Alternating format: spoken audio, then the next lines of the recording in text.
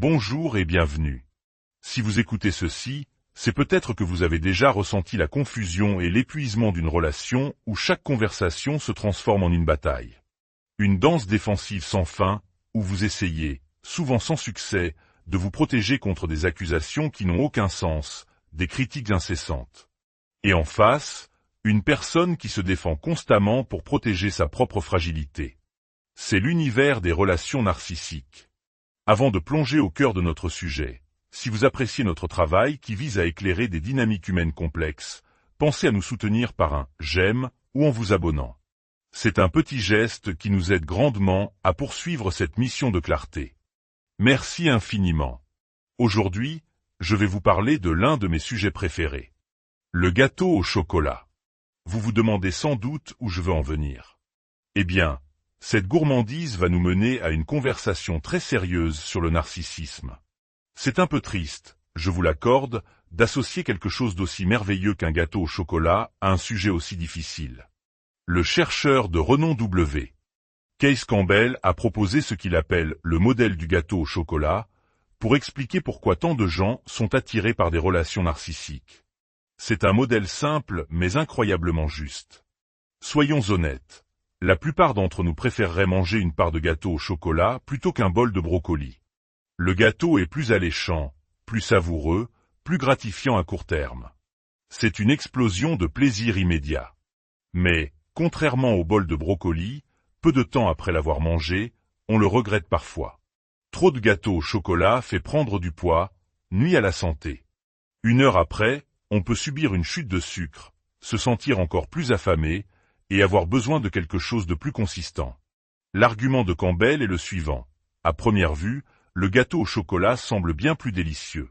Mais sur le long terme, si on continue d'en manger, ce n'est pas bon pour nous. Le brocoli, lui, n'est pas aussi sexy ou appétissant, mais pour notre santé future, il est infiniment meilleur. Le plaisir immédiat contre le bien-être durable. Campbell soutient que c'est exactement le même processus dans les relations narcissiques.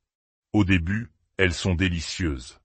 La personne narcissique est souvent charmante, charismatique, séduisante. C'est le « gâteau au chocolat » des relations.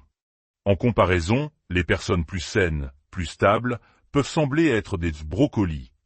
Peut-être moins excitantes au premier abord, mais tellement meilleures pour nous sur le long terme. Des études ont testé ce modèle. Quand on interrogeait des gens sur leurs anciennes relations, la réponse était claire. C'est le côté « gâteau au chocolat » qui les avait attirés vers le partenaire narcissique. Le sex-appeal, le charme, le statut. Ceux qui avaient choisi des partenaires non narcissiques les décrivaient simplement comme « gentils ». Et il est triste de constater que le mot « gentil » a une si mauvaise réputation, souvent perçu comme ennuyeux. Mais avec le temps, l'histoire change radicalement. Après la première impression, les adjectifs utilisés pour décrire l'ex-narcissique devenaient égocentrique, manipulateur, contrôlant. La satisfaction dans la relation s'effondrait du début à la fin. Les gens regrettaient profondément ces relations, ressentant un mélange de colère et de soulagement à leur terme. Ce n'était absolument pas le cas pour ceux qui avaient choisi les partenaires brocolis. La question est donc, comment rendre le gâteau au chocolat moins séduisant? Comment donner une chance au brocoli? Au niveau de notre cerveau, le sucre et le gras sont récompensants. Mais le gâteau au chocolat évoque aussi la fête, le plaisir, la célébration. De la même manière, les narcissiques sont souvent perçus comme plus attirants. Ils soignent leur apparence, affichent un statut social élevé. Notre cerveau primitif est attiré par ces signaux. Mais nous avons aussi un cortex cérébral capable de raisonner au-delà de nos pulsions. Le problème vient aussi des histoires qu'on nous raconte. Des films de princesses Disney aux séries sur les arnaqueurs charismatiques, en passant par l'obsession d'Instagram pour l'image, tout nous vend l'idée que les traits associés au narcissisme, le charme, le charisme, le statut, sont ce qu'il y a de plus désirable.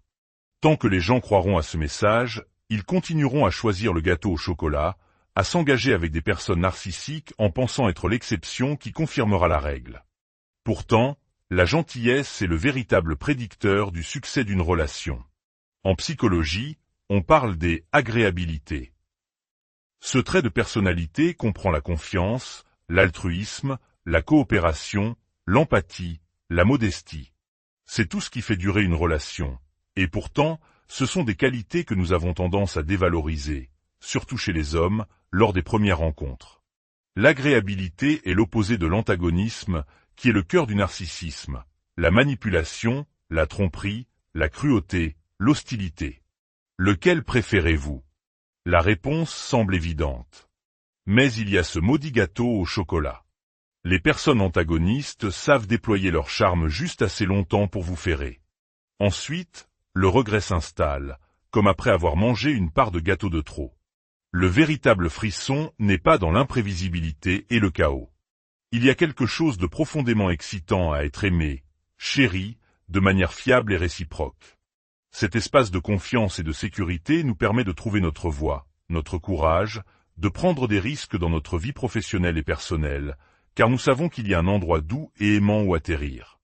Ça, pour moi, c'est l'aventure la plus excitante qui soit.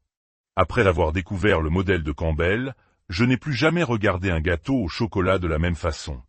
Ni un narcissique. Le plaisir éphémère et les calories vides d'une relation narcissique n'en valent tout simplement pas la peine. Et je dis cela en étant une personne qui adore vraiment les gâteaux. Aucune part de gâteau n'a un goût aussi bon qu'une vie sans relation toxique. Parlons maintenant d'un autre concept, le narcissique hangry. Le terme hangry est une contraction des mots anglais hungry et angry. Nous connaissons tous cette sensation. Quand on a faim, on devient irritable, voire monstrueux. La moindre petite chose peut nous faire sortir de nos gonds.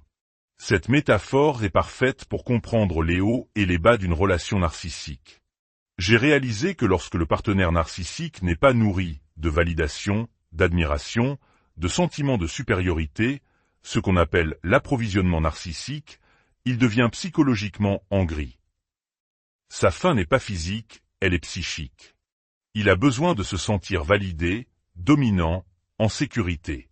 Et pour satisfaire cette faim, que fait-il?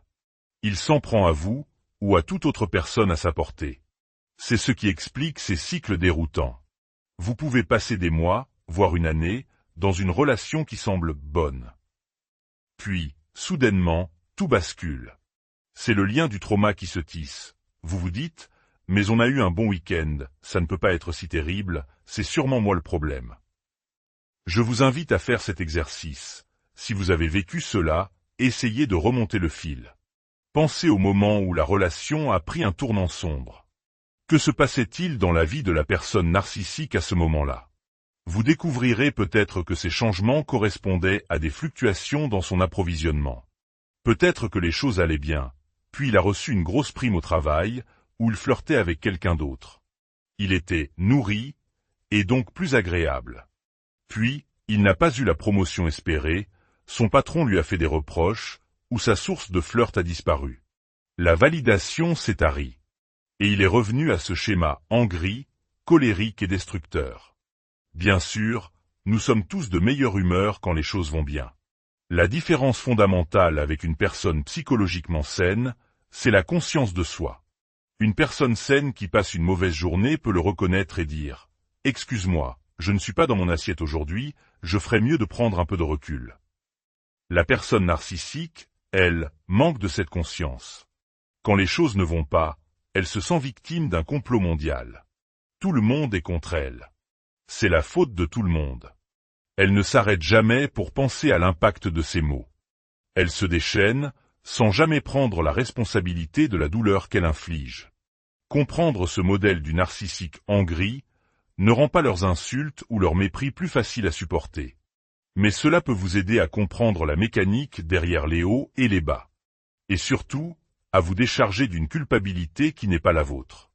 Ce n'est pas votre travail de nourrir psychologiquement un adulte. Une personne saine apprend à se nourrir elle-même. Enfin, abordons un troisième modèle puissant, celui du Dr John Gottman, un chercheur de renommée mondiale sur les relations de couple. Il a identifié 4 schémas de communication si destructeurs qu'il les a appelés les 4 cavaliers de l'Apocalypse. Sa recherche montre que si ces 4 cavaliers sont présents et non corrigés, un mariage est presque certainement voué à l'échec. Ce qui est fascinant, c'est que ces 4 cavaliers sont une description parfaite de la communication dans une relation narcissique. Le premier cavalier est la critique.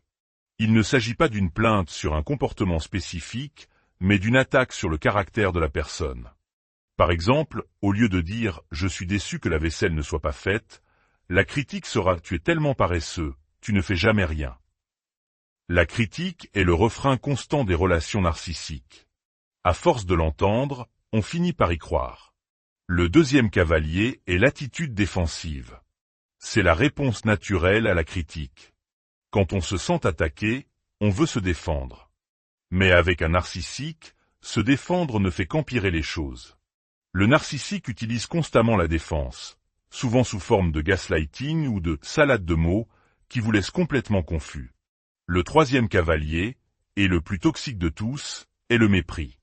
C'est être méchant, mais avec une nuance de dégoût et de supériorité. Le sarcasme, le regard dédaigneux, les insultes.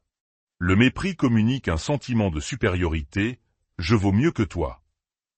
Gottman a découvert que le mépris était le prédicteur le plus fiable du divorce. Le quatrième cavalier est le mutisme ou stonewalling. C'est l'arme de prédilection du narcissique.